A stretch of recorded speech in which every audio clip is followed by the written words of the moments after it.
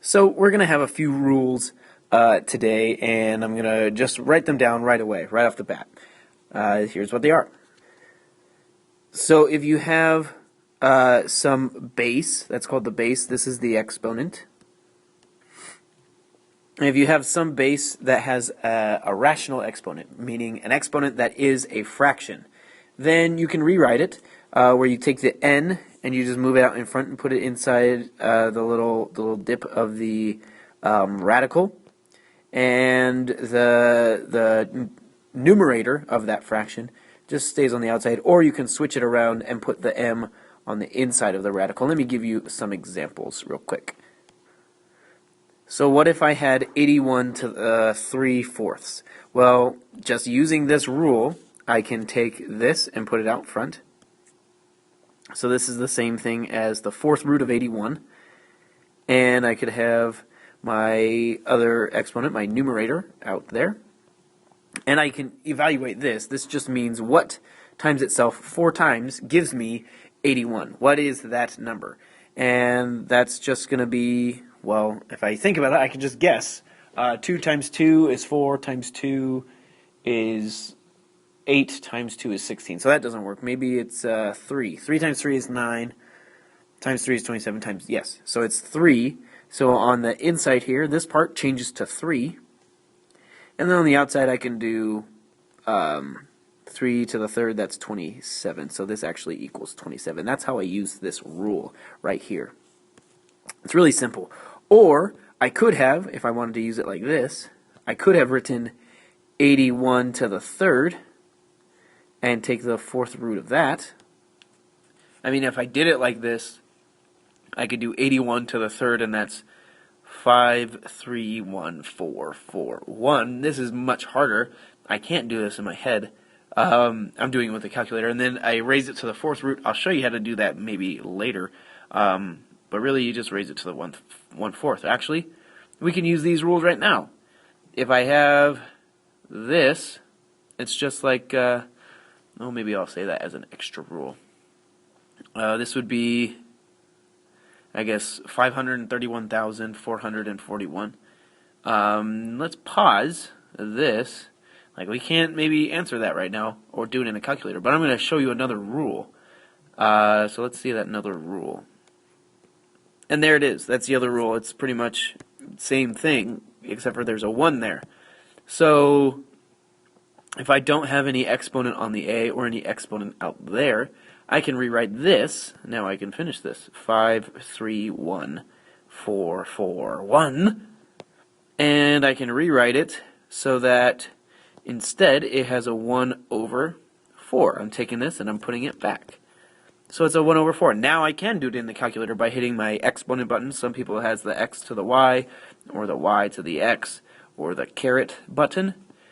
And then I just make a fraction. That's 0.25, right? Or I just use parentheses, and hopefully I showed you how to do that in class.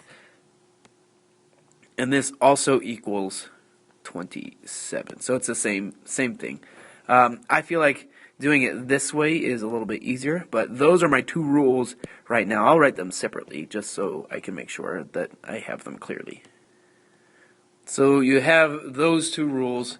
Now let's think about an actual example that we'll get to. So this is what your homework assignment is going to say, but really what they mean is find or use this. That's what they mean. So let's say we have n equals 5 and a equals -1. So if we have something like this, well, that's really, I mean, we're using that, so it's going to be -1, and we're taking the 5th root of -1. Now, a lot of people would think, oh, this is an imaginary number. However, there's another rule that I didn't tell you about. It's actually equal to -1. Because remember, this means -1, how many times do I have to multiply -1 by itself? I'm going to move this. How many times do I have to multiply -1 by itself so that I still get -1? I can actually still get -1. Right? -1 times -1 is 1.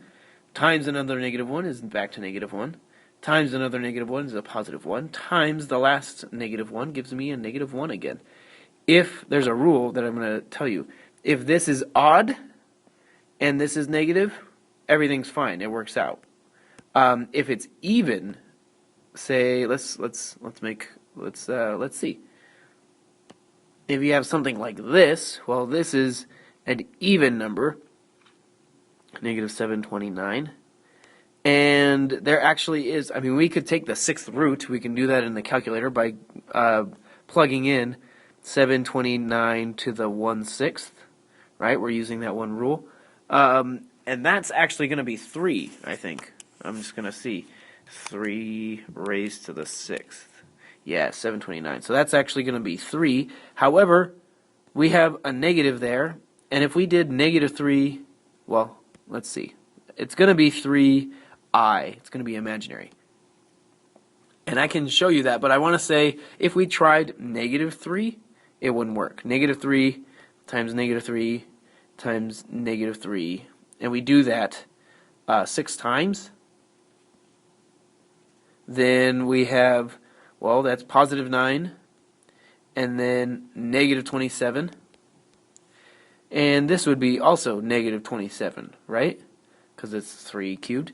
But they're negative, so it would be negative. And then a negative times a negative is a positive, and we want a negative there anyway. So there actually is no real number that does that. So we have to tack on the I. Anytime, that's the other rule. Anytime you have an even number there. So I'm going to add that rule up here.